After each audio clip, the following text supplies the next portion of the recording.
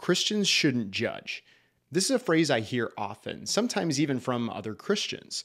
And this idea comes from the words of Jesus in the Gospel of Matthew, where Jesus says, "Judge not, that you be not judged." Now, this verse is tricky because if you read it on its own, it sounds like Jesus is saying that we should never make judgments. But if that's what Jesus is saying, then this introduces more problems than it solves. If Christians aren't ever supposed to judge, then how can one Christian call another Christian out? In order to tell someone that Christians shouldn't judge, you have to make a judgment. If Christians can't judge, this also is a contradiction with many other parts of the Bible, like the Gospel of John, where Jesus says this, "Do not judge by appearances, but judge with right judgment." Here, Jesus does give instructions on how not to judge, but he also says how to judge. We need to judge with right judgment.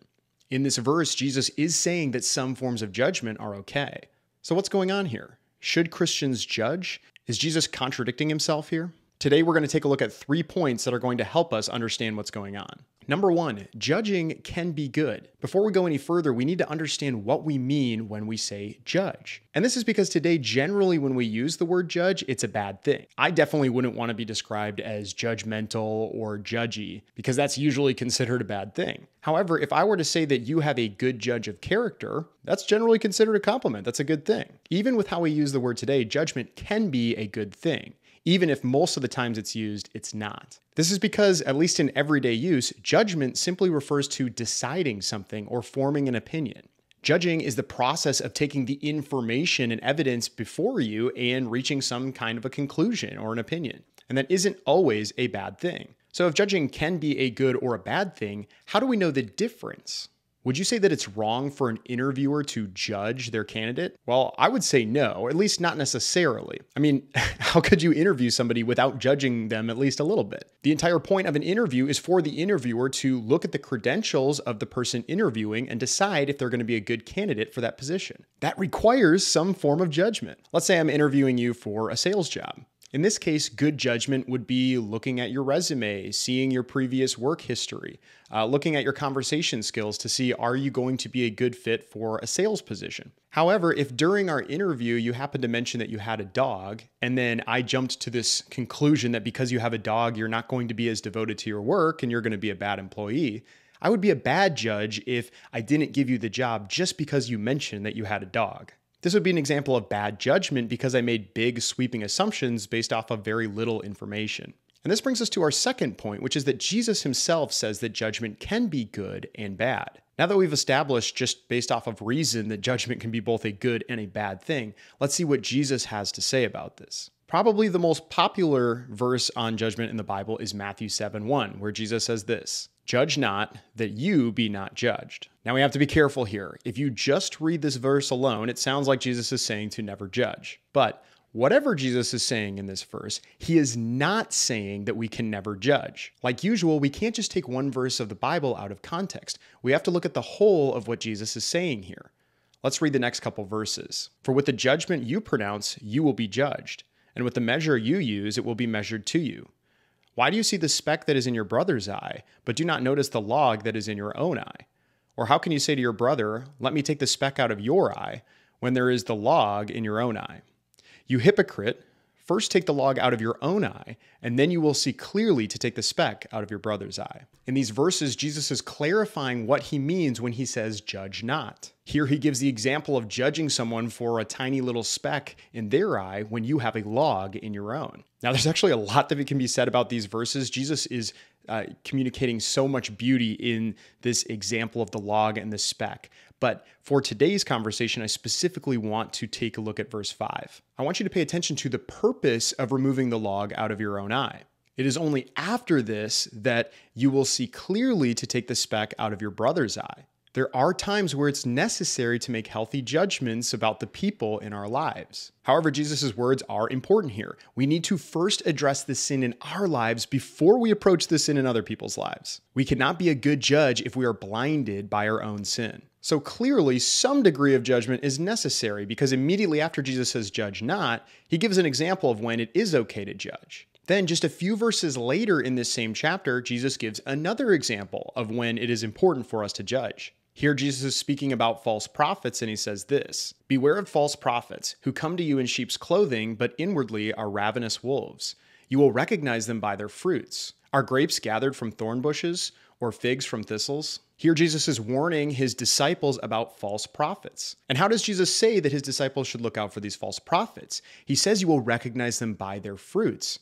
This obviously requires some level of judgment. Jesus also makes a case for healthy judgment in his other teachings, like the verse we read at the beginning of the video in John, where Jesus says this, "Do not judge by appearances, but judge with right judgment." Again, Jesus doesn't tell us that we shouldn't judge, he tells us how to judge. Another example of this is Jesus giving instructions on how to handle confrontation. Here Jesus says, "If your brother sins against you, go and tell him his fault between you and him alone. If he listens to you, you have gained your brother." So here Jesus is laying out this whole pathway of how to deal with somebody who is in sin. But again, obviously this requires some level of judgment. By confronting somebody on their sin, you are making a judgment saying that they are living in sin. If Christians weren't allowed to judge, then whoever you're confronting could just say, "Well, Christians aren't allowed to judge, so you can't judge me." But that is not at all what Jesus is describing here. The immediate context of Matthew 7, as well as the broader context of Jesus' teaching, makes it clear that some level of judgment is necessary and good for the Christian life. When Jesus is telling us to judge not, he is telling us the ways that we shouldn't judge, not that we shouldn't judge at all. And that brings us to our last point now of how Christians should judge. And I think the most important thing we can do when we're looking at judging another person is to first remember our own sin. This is important for at least two reasons. First, when we remember our sin, this gives us humility. It reminds me that I am not better than anybody else. And this is one of the biggest dangers with judgment. When I look at the sin or the weakness or the speck in somebody else's life, I'm really tempted to use that as a way to make myself feel and look better. The Bible makes it clear that if that is your goal with judgment, then you are doing it for the wrong reasons. Whenever I catch myself judging someone, I try to remind myself that I am just as much of a sinner as them, if not more. The Apostle Paul reminds us in Ephesians that we are all saved by grace, so there is no room for boasting. I am saved because of the sacrifice of Jesus Christ, not because of anything good that I've done. Second, it's important for us to remember that our sin blinds our judgment. It's not a coincidence that Jesus says that the log is in your eye. Jesus says that we need to address this sin because it affects how we see other people. For this reason, I will never be the perfect judge because of the influence of sin in my life. Ultimately, the only true perfect judge is God. When I find myself judging somebody else, I found that there's two questions that can help me decide if this is a good judgment or not. And I am not going to pretend that I do this every single time, but I believe that these questions are useful in understanding the judgments that we're making. The first question to ask when you are wrestling with a judgment is, why am I judging this person?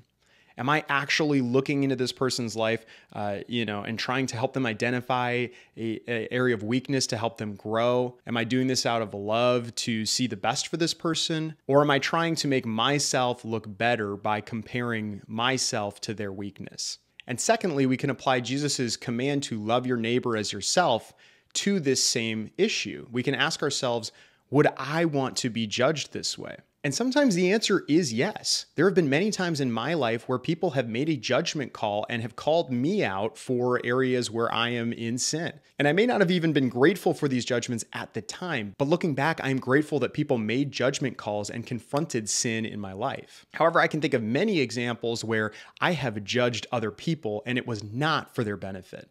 And I would not want to be judged in those ways. There's a good chance that if I'm judging someone in a way that I wouldn't want to be judged, that it's probably sinful. So, in conclusion, Christians should judge, but we need to be careful about how we do this. Jesus is not saying in Matthew chapter 7 that Christians should never judge. Rather, he is saying we need to be careful about how we do this. There are times as Christians that we need to confront sin, and this requires some level of judgment. However, too often judgment can become a way to make ourselves feel better at the expense of others. Lastly, when we're approaching judgment, we should always remember the sin in our own lives and remember the great price that Jesus paid to make us right with God. Because of this, it should be love that drives our judgment.